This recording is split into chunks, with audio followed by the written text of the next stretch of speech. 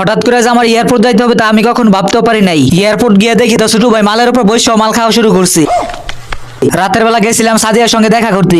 সাদিয়া বাড়িতে না থাকার কারণে কুত্তু আমার সঙ্গে দেখা করে গেছে।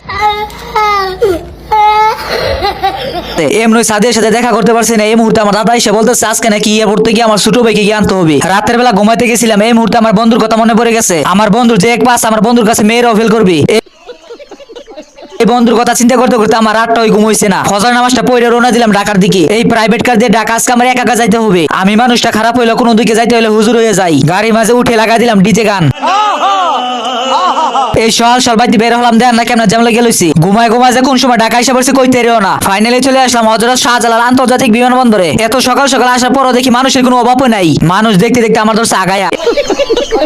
এখন আমি চিন্তা করতেছি কই যাওয়া যায়, এদিকে তো কোনো বোনও নাই গিয়া। পরে গেট থেকে বার হয়ে যাওয়া শুরু করলাম মসজিদের দিকে। মসজিদে যাওয়ার পর তো দেখি মসজিদের গেট বন্ধ। কি আর করার, পুলিশ ভাই দেখা দিচ্ছে এদিকে পাবলিক টয়লেট আছে। পাবলিক টয়লেটে গিয়ে কোনো শান্তি নাই। 10 টাকা দেওয়ার পর 20টা সিরিয়াল ধরার পর ফ্রেশ হয়ে আসলাম। রুট নাম্বার 1 ঘন্টা ধরে দাঁড়া রয়েছে, এখনো কোনো জামাইয়ের আসার কোনো খোঁজ খবরই নাই। পরে চলে আসলাম একটা দোকান বার্গার খাওয়ার জন্য। বার্গারটা হাতে লইতে না লইতে সামনে হাজির হয়ে গেছে জামাই আর বিআই। এখন আপনার ওইখান তারা তুই কি কখন খাওয়া যায়? জামাই আর বিআই এনে চলে আসলাম কয়েকটা ছবি তুলে দেওয়ার জন্য। এই চশমাটা পিন্ধার পর আমাকে বলতেছে আমাকে নাকি নায়কের বগা খানের মতো লাগতেছে বলে। এদিক দিয়ে আমি বন্ডামি করার পর আমাকে কল দিয়ে বলতেছে কাকি নাকি চলে এসেছে। পরে আমি দৌড় ফিরে চলে আসলাম একটা আমার গেটে। এই যে আমি হাত আঙ্গা দিয়েছি, আমার তো কোনো মুভি দেখতেছে না। কি আর করার, তারা অনেক খোঁজাখুঁজি করার পর পেয়ে গেলাম। ওকে, ভালো থাকবেন, আল্লাহ হাফেজ। ফলো সাবস্ক্রাইব করতে ভুলবেন না।